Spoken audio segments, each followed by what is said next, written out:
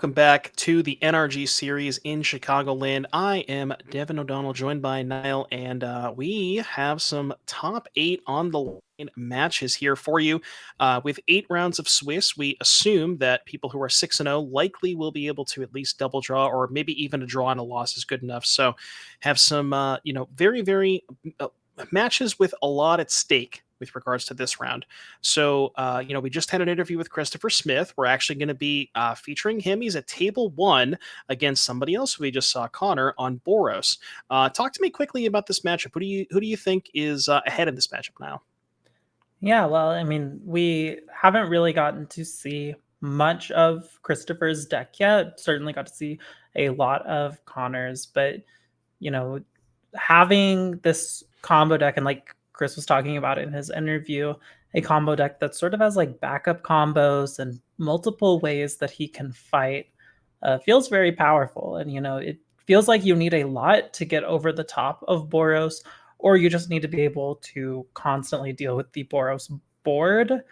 So I think, you know, there are many ways that Chris can deal with this and can just win on the spot. But also, Connor's deck is just so well equipped with ways to stop what Chris is trying to do and, interact in ways that could shut it all down. That being said, a Coco hitting the right targets at the right time sometimes is all you need. So I think it's a fairly close matchup. I think if I were going to give the edge to anybody, I would maybe give it to maybe probably Connor, but I think it's close. For sure. Yeah, completely agree with that. I think we are in for a very, very interesting matchup here. Before we head down to the feature match, we're just going to show you if you are enjoying the action you're seeing here this weekend and you want to head down to an energy event near you, this is going to be the schedule for 2025, at least the first season. You'll notice the dates and events for all four of the first events. We don't quite have the formats yet, those haven't been officially decided, but you can prepare and plan these trips in advance if you want to head over to Chicagoland, Madison, or Indianapolis. So that is the events we have for 2025 so far. And with all of that said, let us go down to the feature match and get started. So Connor on the left-hand side of your screen on Boros Energy against Chris Smith on Celestia Heliod. You mentioned we got to see a very, very limited, amount of Chris's deck in the last round, just the tail end of that last game. And, Chris does have a lot of different, combos and different ways to utilize creatures where you have the Heliod Spike Feeder combo, you have Heliod Ballista, you have, Basking Brood Scale plus Rosy Cotton, a lot of different ways and a lot of things that Connor has to fight over. And we'll see if Connor has the ability to do that as we lead on an untapped Sacred Foundry. And presumably one drop here, probably a Guide or an Ocelot Pride. And there is the Pride. Yeah, very strong start. Many different one drops for the Boros deck that can lead to pretty devastating starts. But on the other side of the table here, Cristofer starting with a Guide of Souls. Also, very deadly start. Yeah, and Guide of Souls notably does profitably block Ocelot Pride. So if Connor wants to get in and attack this turn, going to have to remove that one from the battlefield.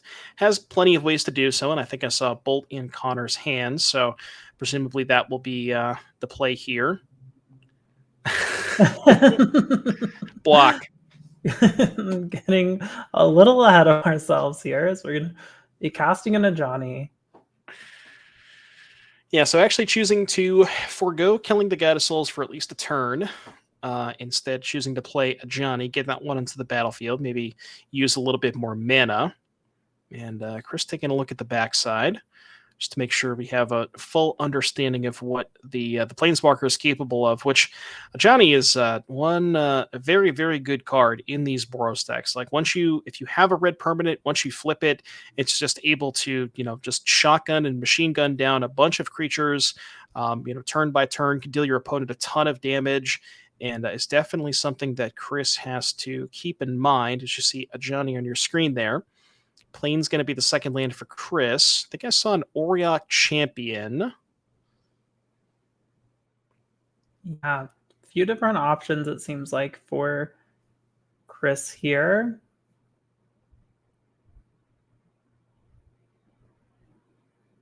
Yep, Does decide to and go with the Auriok. I'm gonna get the Auriok down, trigger the Guide of Souls.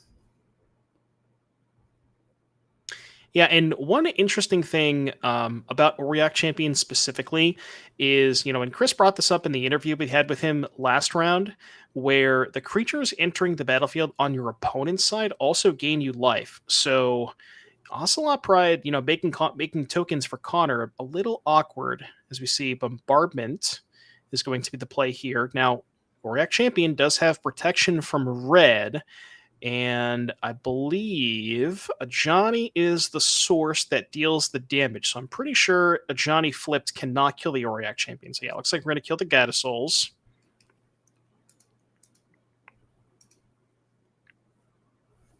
Yeah, and left with just the champion. Not have protection from white, so this Ocelot Pride will be able to get in, make a token. We're up to 7 permanents on the board. Yep, and remember, each of those tokens is going to gain Chris life, assuming that the trigger is remembered. Mm-hmm. And I believe I saw a Heliod in Chris's hand. So interesting thing where Heliod every single time, if we can get Heliod up on the screen, it might be a while. It may have been a long time since the last time you've seen a Heliod. So we can showcase that one for the folks at home. But every time you gain life, you get to put a counter on a creature or enchantment you control. So every single time a creature enters the battlefield, that's going to trigger the Auriok Champion. Champion's going to gain a life. That'll trigger the Heliod. And then that will also put another counter onto the Auriok Champion. So, Chris able to kind of load up on that one and potentially even threatening a Spike Feeder next turn. Yeah. Passing back over to Connor here, which then immediately slam down a static prison targeting the Auriok Champion. Yeah, and that is interesting. Connor saying, I really want to prioritize you not gaining life and triggering the Heliod, but I'm willing to let you have the Heliod.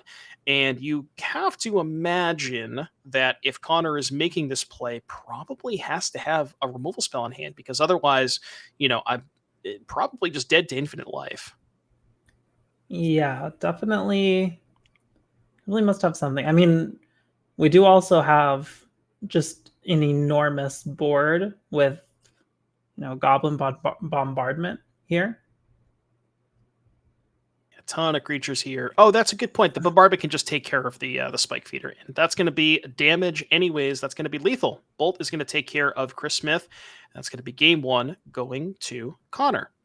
So it's like you said, very very close matchup. Incredible start here for Connor. That's exactly where you want to be from the Boros side of things. But as we take a look at the sideboards, see if we can figure out how each individual will improve. So Connor is looking at some Magebane Lizards, 3 White Orchid Phantoms, 2 Fear Fire Foes, 2 Orm's Chant, 2 Thraben Charm, and 2 Disruptor Flute. So couple of interesting options. You could maybe go towards the Fear Fire Foes, although I'm not entirely sure there's enough X1s in Chris's deck where you want those, and maybe something like Disruptor Flute to stop Heliod, Spike Feeder, Cauldron. What do you think? Yeah, I'm looking towards the disruptor flute for sure. I'm not sure how much more from this you are really that interested in. I mean, maybe you have to bring in the Thraben charms. Maybe it's a thing where you just you need every form of removal you have, regardless of how wide or narrow it is. But Sure. but yeah, I don't think there is a ton in Connor's sideboard that he wants to be bringing in here. Sounds good to me. Well, if we take a look at Connor's, let's see what Chris has to work with here. So, Chris's sideboard, we have two Haywire Mites, two Containment Priests, two Sun Cleansers. Gotta imagine those are good. One Archon of Emeria, two Endurance, one Solitude, two Veil of Summer, two Wrath of the Skies, and one Damping Sphere. So what kind of stands out to me about this sideboard is Wrath of the Skies, where Chris does have a lot of one mana permanents or Arbor Elf, Guide of Souls, Utopia Sprawl.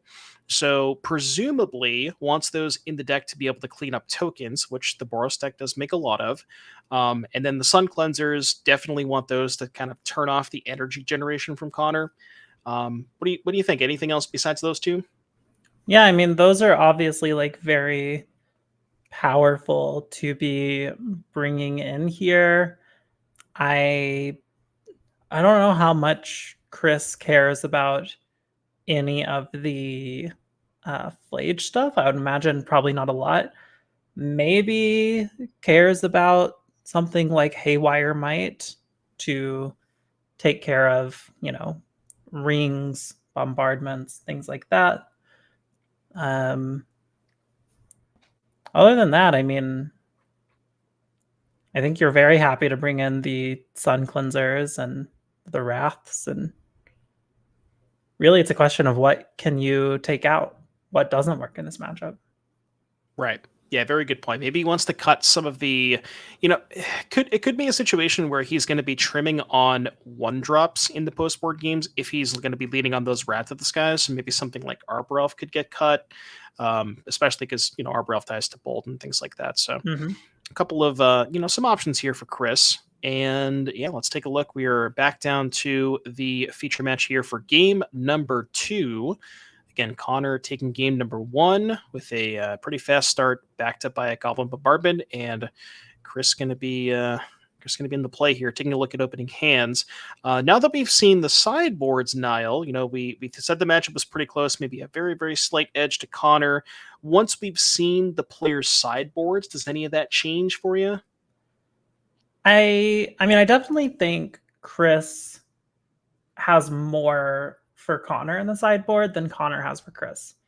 So that is certainly working in Chris's favor. Mhm.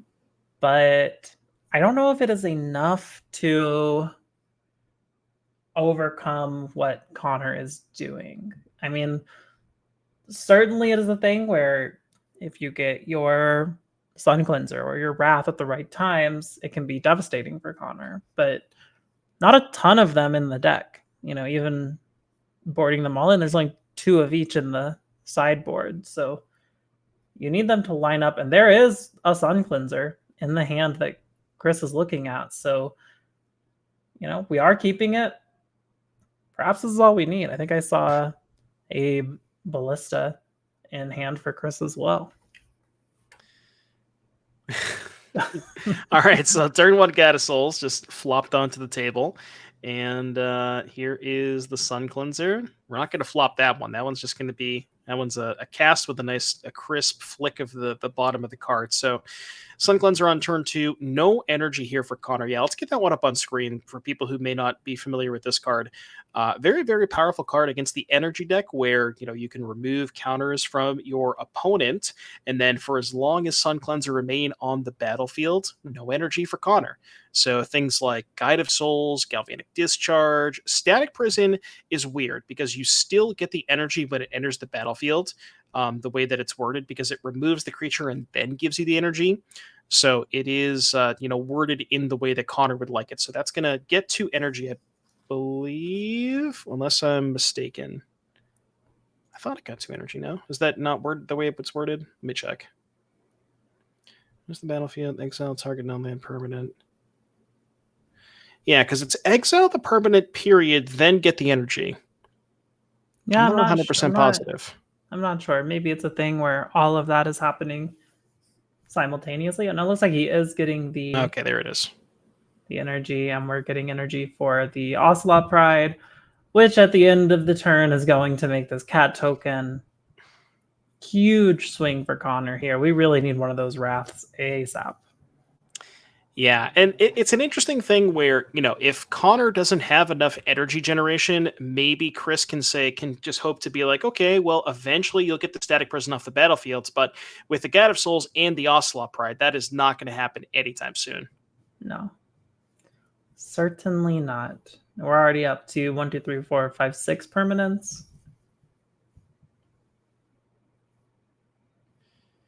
Yeah, so 7 land will be 7, prison will be 8. That'll take care of the Heliod. Jeez.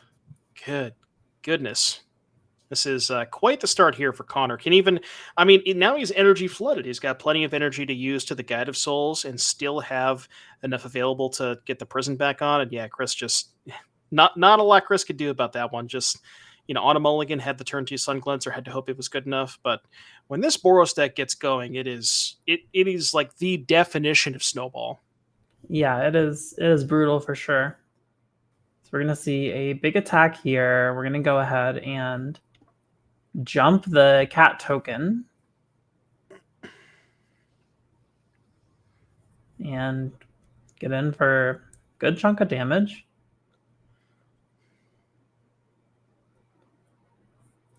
And we're gonna make another. I think this is our 9th permanent. 1, 2, 3, 4, 5, 6, 7, 8, 9. Yeah, so one short. Wrath here would be Yeah. huge. Oh, another Sun Cleanser. Okay, that's actually pretty big because that is going to remove the energy that Connor already has, and Mm-hmm. that means the static prisons are going to have to go away. Yep. So that's actually kind of big here. There I is a think Thraben Connor's Charm in hand, though. yeah, and I think the question here is if we kill the Sun Cleanser with the trigger on the stack, does the ability still remove the energy? Which I believe it still would. Yeah, surely it would. Yeah. And we're getting the static prisons lined up. So yeah, Connor does have access to that 3-bin charm, which can remove the Sun Cleanser, but unless there's a discharge with the triggers on the stack, is going to lose both of those static prisons. Yeah, we'll have to see. We'll have to see what Connor's got here. We are definitely getting rid of this Sun Cleanser. So that's gone. Taking a quick read on Thraben's Charm here. Yeah, a lot of utility on Thraben Charm. It's good again, good in the mirror because you can kill, exile graveyards for Flage, helps kill enchantments like Static Prison, kills, any basically any creature once you have enough permanence with Ocelot Pride. So very, very versatile card here. And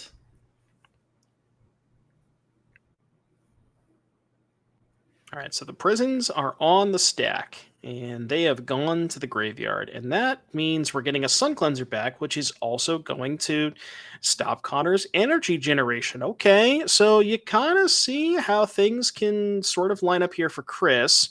If Connor doesn't have a way to remove that Sun Cleanser, it's possible, right?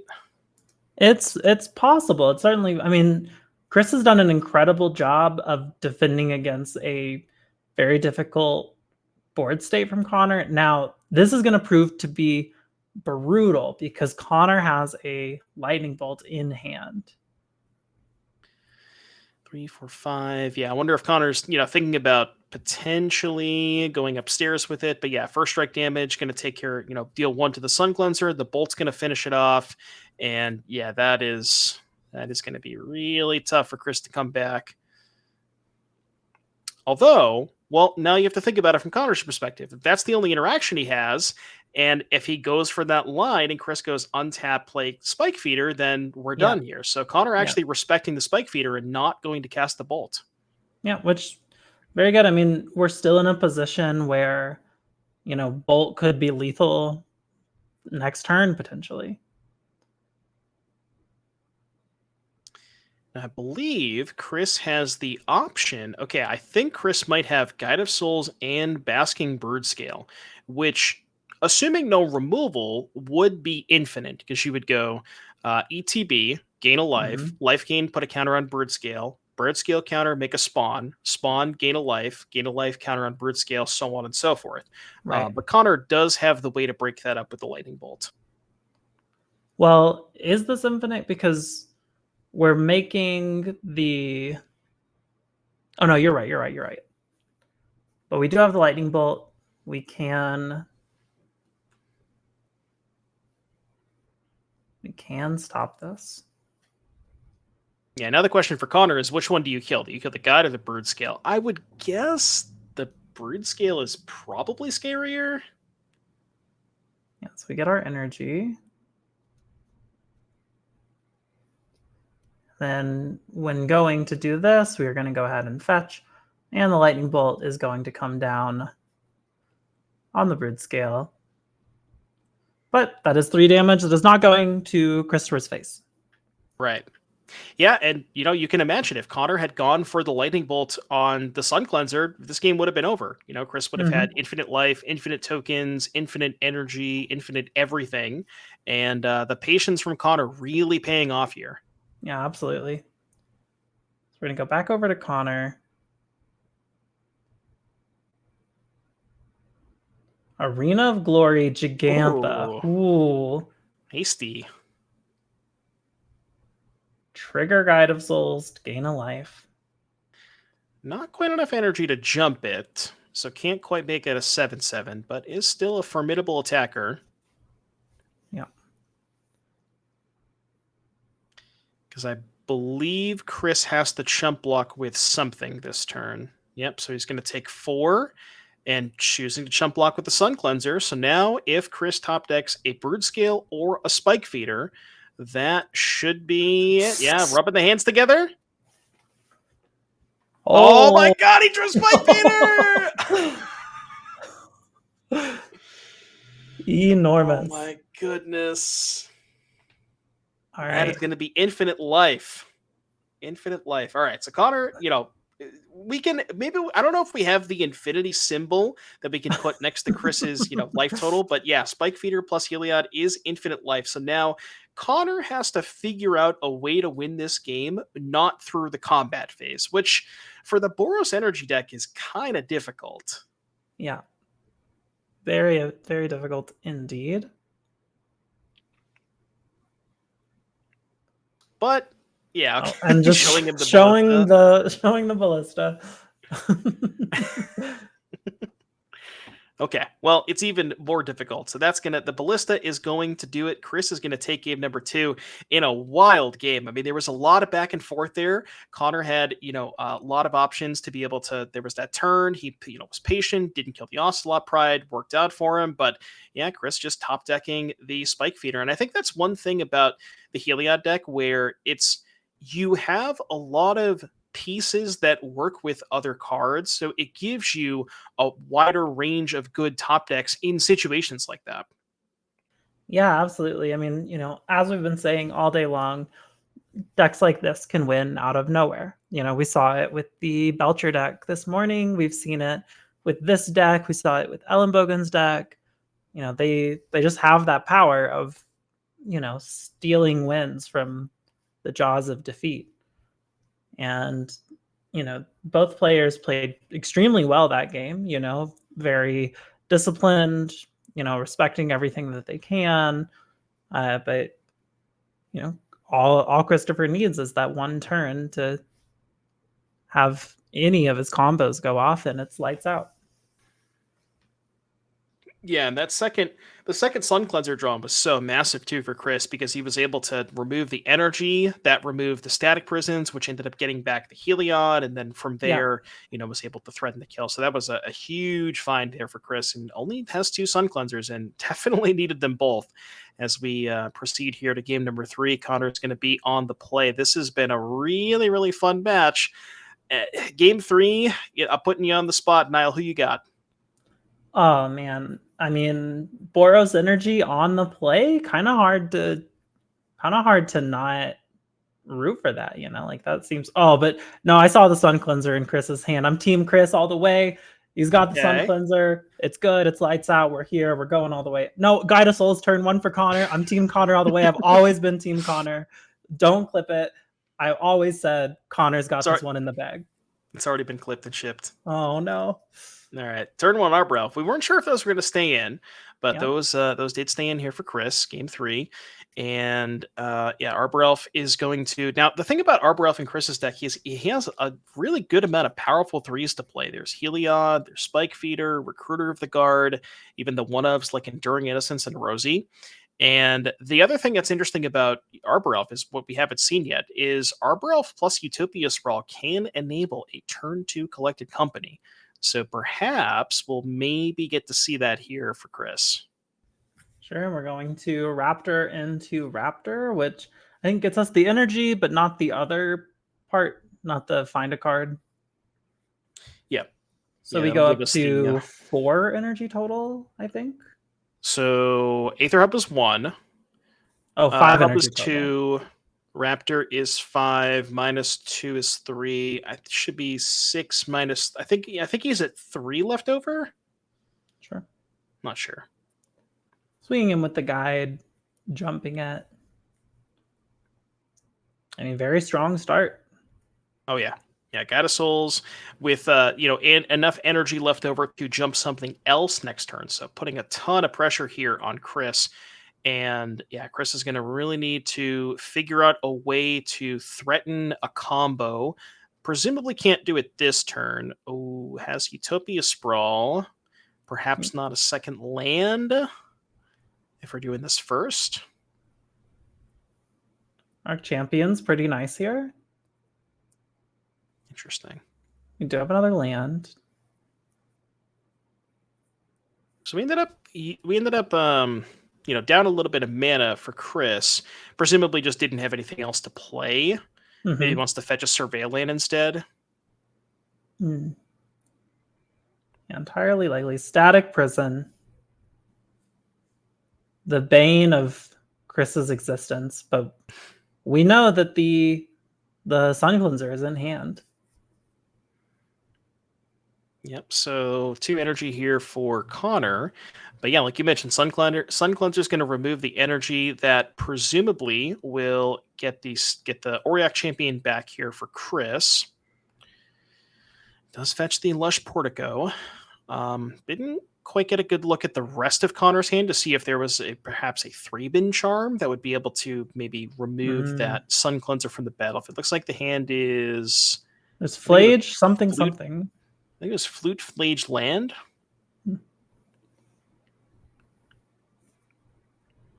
It's the name of the next metal band, Flute Flage Land. Anyways, that's bad. All right, Chris is going to surveil a Boseiju into the graveyard. Very interesting. And we'll see what we want to do. That's 4 mana. And it goes.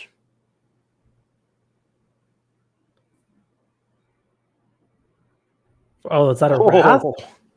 Wrath for 2. See, this is the interesting part about Wrath with the Elf and the Sprawl. It's kind of awkward, right? Where Chris is going to be losing a lot of mana, but it's a fair trade-off, right? You're killing all of Connor's permanents, so you figure it's what, a 3 for 4, so you're still up a card in the exchange.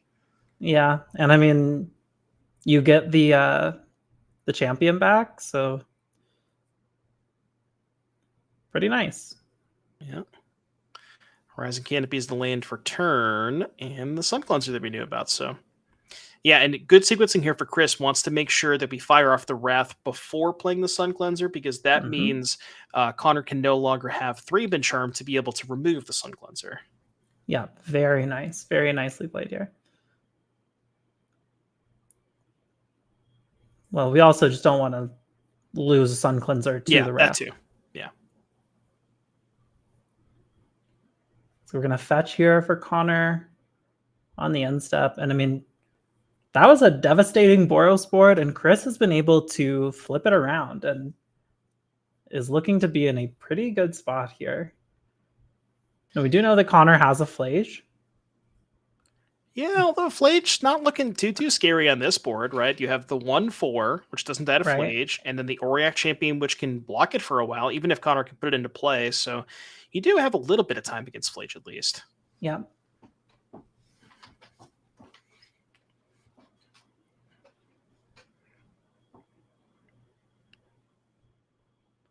Ooh, although Ooh, the next turn having the Arena of Glory Flage up. mhm. Although I Yeah, guess we need that one more land to be able to pull that off, right? right, because the hub doesn't make any colored mana because there's no energy. Yeah. Chris rubbing the hands. Is there a collected company? It kind of feels like what he needs at this point. With not a lot of action left in hand. I think I saw an Arbor Elf, and I don't know what the other card in Chris's hand was. But really wants to find some action this turn, maybe. Yeah, I mean, Coco is certainly his best card if he has land number 4. Maybe something like a Heliod could be nice with the Auriok Champion. Yeah, certainly could be quite nice here. Let's see. Let me give it a think. We definitely have the land. Looks like Heliod Elfland. Yeah, it's tricky though because we're also at 5 life, it looks like. Oh, didn't even realize we So were that low. so we can't really shock in, right? Oh, God, no. I would assume. Um but also as long as we can play a creature. Okay, Yeah, so so playing the the elf will Arbor do Elf 6. puts you to 6. You don't tap the canopy. The ETB on Flage, assuming Connor has a land that can cast it, puts you to 7. Then the trigger puts you to 4. The attack puts you to 1.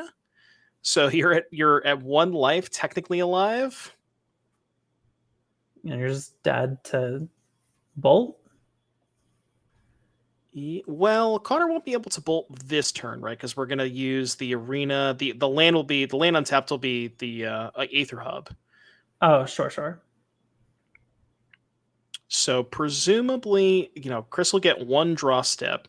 Maybe the line for Chris is just say end of turn, pop the canopy, and then top deck exactly Coco into the combo. Mm-hmm. Might be the only way out.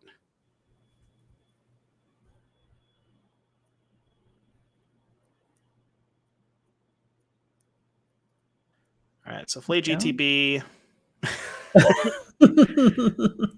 Gonna gain Chris a life, go up to 7. Then presumably the trigger. So I guess what Connor's thinking is, does he want to deal 6 to Chris, or does he want to kill the Sun Cleanser?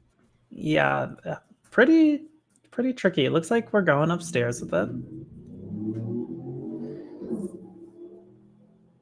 Yep, so upstairs.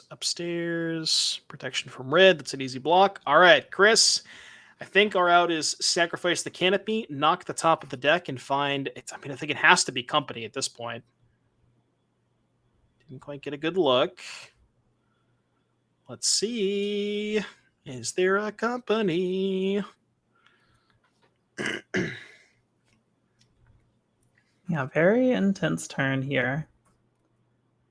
Trying to think if there's any other way that Chris could set up a combo that doesn't involve. Oh, there's a Solitude. Okay, I think he picked up a Solitude and a Cauldron. So this just got real interesting. Yeah, it got really weird is what it is. We've got Very, very weird. Cauldron. Is Elf the only real Cauldron target right now? I think so, yeah. Okay, so Cauldron. So then we basically have 3 mana still. We can play Heliod. And then oh man. Well, if we can't really play Heliod because it's holding up our Solitude. I guess Solitude's just hard castable now. 1, 2. Is it? We go So exile there. oh no, we're Counter. still a little off. Yeah, I think we can make 3 mana. Counter there. So beatdowns here, and then just Solitude the Flage and hope there's no bolt top deck for Connor. I think looks like that's what we're doing. Let's see what Connor finds. All right, there's the Solitude. It's not over yet, Niall. Gain a little life. Yeah. Get 1 life off the champion, go to 2. 2 is still it's still a precarious life total, but it's not it's within the realm of possibility. Yeah, I mean, Chris really just needs 1 life, right? Like, Chris really Yeah. needs to not be dead, and every single turn is potential lethal. All right, so Chris going up to 2, Solitude going to take care of that flage, and I think Connor, yeah, Connor still has that flute, so it'll be interesting to see if that is cast this turn on the cauldron, maybe, or it looks like we're gonna hold it. Mm-hmm. Just thinking about it. Is there anything that you like? If you're in Connor's seat, what do you think you want to name with the flute? Do you want to go after the cauldron, or do you want to save it for a potential Spike Feet or Heliod combo? Yeah, that's looks like we're going after the cauldron immediately, which I think is pretty reasonable. It keeps us off a few different lines we could potentially take here. Yeah, it definitely makes sense because I mean, and you're 27, so I guess you don't have to worry about your life total too much. But we see Chris lining up an attack here for 2, Mm-hmm. and we'll see what the card drawn was. Chris keeping it close to the chest here. Yep, and yeah, I mean, Arena of Glory being untapped with the Gigantha means we've got to be keeping this champion up all the time. Yeah, but if Connor has maybe like say Static Prison kill the champion, then Haste Mm-hmm. Gigantha, that could be all over. I think Connor might have picked up another flute. I want to say. Yeah, no point in hasting because that could just get brickwalled by the champion anyways. Mm-hmm. Oh my god, did Connor draw Coco? Oh. Chris, oh my god! So let's go, let's go. Jeez. Oh, we've got a Okay. Wrath, an Elf. Sun Cleanser. Was it Sun Cleanser Elf? I think that's all we're getting. Not the best Coco. But hey, still 2 life off the champion. Something at least. 2 life off the champion. God, this has been a crazy game, Niall. My This goodness. is a crazy game. We should be out of bolt range now, I believe. Yeah, Yep, because we're that's going to up to put us to 5. 5. Out of bolt range, out of flage range. I think he drew a green card. I think it was a Spike Feeder? Yeah, Spike Feeder, okay. Spike Feeder is a big one. Now, we're familiar with Spike Feeder's ability to gain life, but if we could get Spike Feeder up on the screen, it does have some other text on it where you can kind of move counters around onto other creatures. I don't know how relevant that's going to be this game, but yeah, 2 mana to remove a counter and put a counter on target creature rather. Can maybe load up on the champion a little bit, get in for some damage. Yeah. Going back over to Connor, it looks like. Oh, there's the Thraben charm to take care of the champion. Now, can we move We a can. counter with the elves? Yeah, because we're going to make some mana. And then in response, we can go. Oh, we can't. What are we doing? I think we're trying to put a counter on with the cauldron, but it is fluted. Oh, right. Okay. So, but we can still do this. We can move a counter from the Spike Feeder onto the chain. Yep. Okay. I guess the awkward part about this is now the champion is tapped.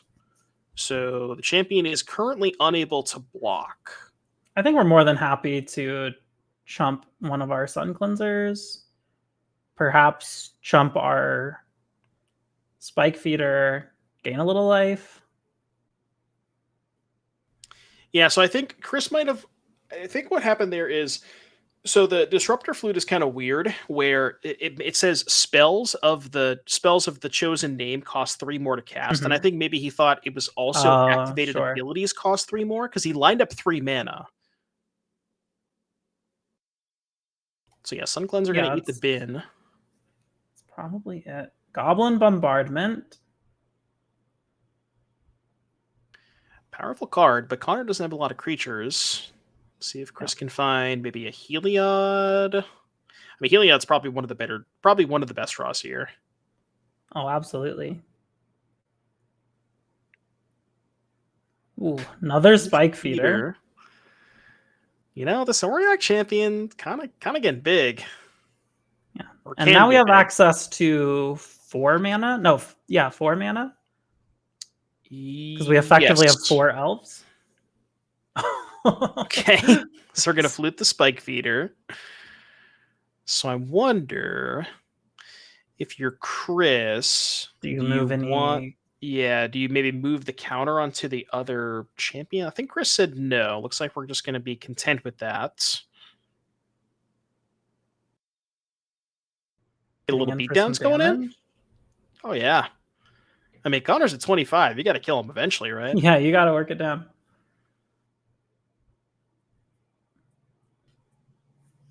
I mean, for the most part, Chris's life total is on the way up. Connor lining up a lot of mana here. Oh, Fear Fire Foes. Goodness. That is huge. So that's going to take care of the Sun Cleanser. Yeah, and blow up everything. That is, so basically deals 4 to a creature and 1 to every other creature. That's going to kill almost everything on Chris's board.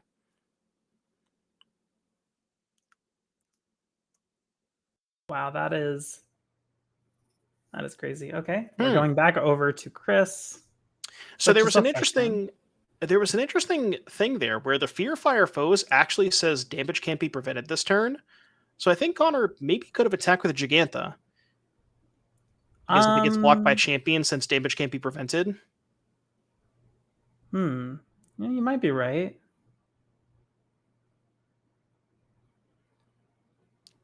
Not sure how that interaction works. Anyways, Chris gonna fetch a tapped Temple Garden here. This has been a wild game. My goodness. This game is crazy. Yeah, this game is crazy. This is a great game 3 for a, winning into top 8. This is how you want to see them go. Oh yeah, it doesn't get any better. Just haymaker after haymaker after haymaker. 4 mana. Is this a collected? Oh, okay, Ballista's not Blocking bad. Ballista. It's not bad. Not doing a ton here, but if there's a Heliod off of the top, then that one becomes a lot better. Well, I mean, it's also just something to do with our mana forever, right? Like, we, if we flood out from here, we still have things to do. Mm-hmm. Yeah, but it gives us something to do every single turn, regardless of whether we're drawing spells or not. Chris smiling. Looks like he drew a spell, potentially. Couldn't quite get a good look at it. Never mind. Okay. I think we can actually put 2 counters on Ballista. So we have 5 lands. We have 3 creatures that are basically elves. Does Flute shut off mana abilities? I assume no, right? It does not. It excludes mana abilities. So yeah, the elf, the Spike Feeder, even though its abilities are shut off, can still tap for mana through the Cauldron. So yeah, okay. So yeah, can put 2 counters here, which is big. Although is untapped target forest considered a mana ability? Oh, actually, you're right. It's not a mana ability. That's a good point. So yeah, I can only put 1 counter on. So the Spike Feeder cannot. Oh, the Spike Feeder can't either, right? Yeah. Yeah, the Spike Feeder cannot activate its Arbor Elf ability, but we can still. Oh, going to discharge in response here. So probably just go upstairs for 2. Not really a ton of other good targets here. Trying to look through Chris's deck and see what answers we have for these flutes. Because if we ever get the ability to activate our Cauldron again, it's pretty powerful. I mean, we have Besejus. Yeah, 2 Besejus, 2 Haywire Mites in the board, if those came in, which presumably they did for the ring. Chris just drew another Coco. All right, here we go. Oh, there's a Beseju. Was it? Oh my God, was it just Guide of Souls? Ooh. Oh, goodness. Oh my goodness. To be fair, Chris has drawn pretty well, drawn a couple Cocos, but both of his Cocos have been kind of bad. So what a crazy game! My goodness. Yeah, we'll see here if he's able to continue this luck off the top of the deck. Looks like we're just going to be passing. Is that 2 bolts in hand? Oh, I think Connor drew Oh two my god. bolts.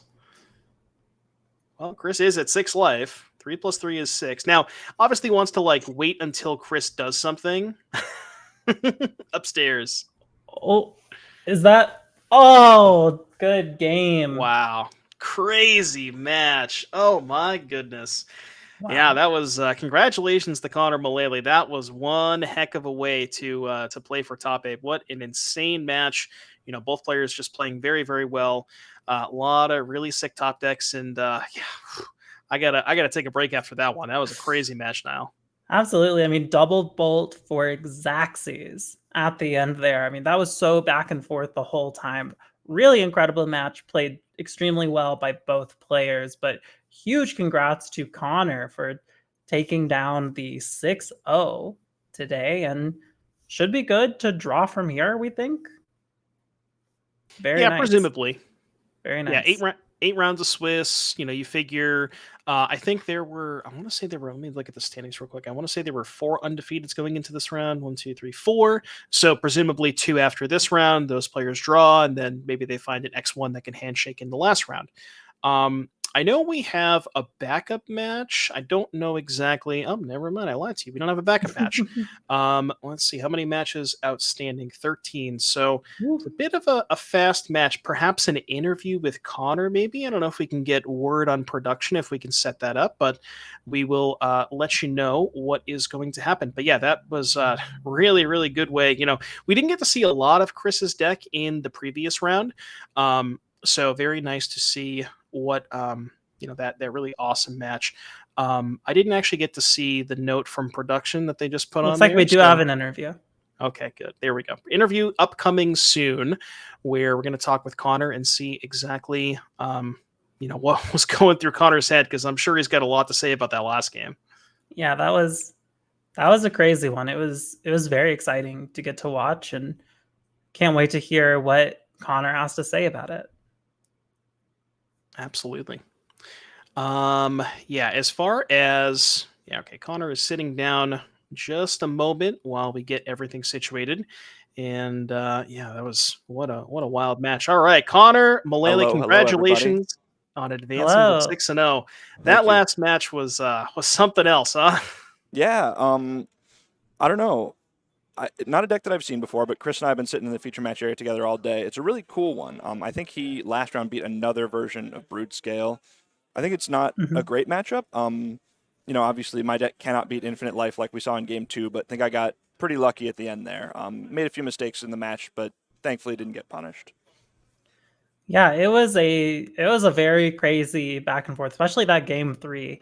Absolutely. Super, super intense. I mean, how have you felt with Boros Energy? I know it's one of the top decks of the format right now, but in Mhm. this tournament specifically, I mean, obviously you've been winning with it, but is there any decks you've been afraid to face, or has it just felt good? So I'm pretty sure I've played against 6 decks today that are like targeting Boros Energy. We saw round 5 I played against Domain Zoo, played against Amulet twice, and I don't know, like targeting a deck is fine, but when you're proactive and can have starts like the Boros Energy deck has, where you're attacking for 3 on turn 2 with a flyer, like Delver type stuff, and also cheap interaction, it's just hard to be too good against you. And so a lot of matchups I'd rather not play, but I'm beating them all anyways. Sure. Now, Ooh. there are a ton of different versions of the energy deck. Obviously you're on the Boros one. Some people are playing Jeskai versions, Mardu versions. Mm-hmm. What do you think about the different iterations and styles of this deck? I've played a little bit of Mardu. In all honesty, I copied my friend Nam Dang, the list that he played in Vegas last weekend. Hmm. I think I like just having main deck Blood Moon. Like we've seen in these bad matchups so far a couple of times that a cheese card like that, I think single-handedly won me round 5 against Domain Zoo, helped me beat Amulet earlier, and so I just really like the better mana being able to Blood Moon people helps out a lot. I think the biggest draw to Mardu is Thoughtseize, and I don't love Orcish Bowmaster in the format right now, and so I'm not like super excited about the Black Splash. I've been pretty happy with just the red-white. Yeah, one interesting card that I noticed in the sideboard here, White Orchid Phantom. Now, I've seen a lot of Yes. people play Charmaw. I've seen some other options when it comes to the big mana matchups. Well, talk to me about that card specifically when it comes to the other options. Yeah, so one of the matchups that we've been seeing pop up quite a bit, not sure if this deck is good or not, but it's another one of the targeting energy, is Mono Blue Belcher. And so against Belcher, obviously if they do their thing, it wins against you. And so you need to just try to stop them from putting Belcher into play. And a lot of times that just means cutting them off of mana. Obsidian Charmaw is too slow to do that, but against them, White Orchid Phantom is just a 2/2 Stone Rain. And so really impressive in that matchup. I've been pretty happy with it so far. Yeah, great. Well, presumably you feel good to draw from here. Yep. And then we'll see you in top 8 later today. Are you playing tomorrow as well?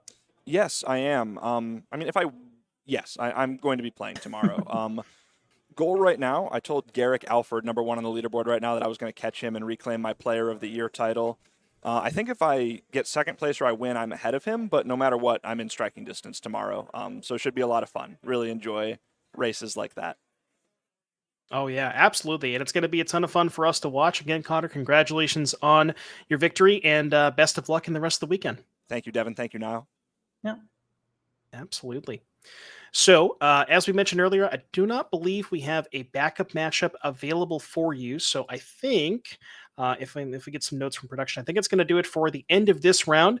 Niall, that is going to do it for us as well. So, it was a lot of fun doing some commentary with you. And yeah, as if any last shout outs that you want to give before we send off.